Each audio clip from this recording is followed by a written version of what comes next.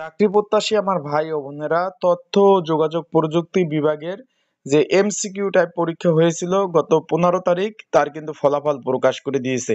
আমি গত রাতেই কিন্তু একটা ভিডিও আপলোড দিয়েছিলাম, আপনারা দেখতে পারেন যে ফলাফল রেডি, তার কিন্তু ফলাফল প্রকাশ করে দিয়েছে অলরেডি। আমার ইউটিউব চ্যানেলে কিন্তু আমি ভিডিও আপলোড দিয়েছি।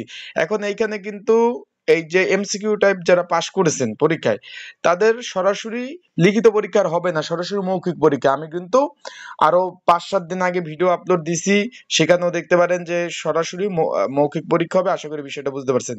এই ফলাফলগুলো দেখতে পাচ্ছেন, এখানে পাশ করেছেন মোট আপনারা 2408 জন প্রার্থী কিন্তু পাশ করেছেন।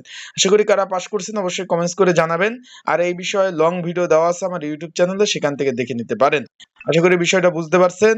আর এই যে মৌখিক পরীক্ষা যাদের সাজেশন প্রয়োজন আছে, স্ক্রিনের উপর হোয়াটসঅ্যাপ নাম্বারে মেসেজ করে আপনারা সাজেশনগুলো নিয়ে নিতে পারেন। 20 তারিখ থেকে পরীক্ষা।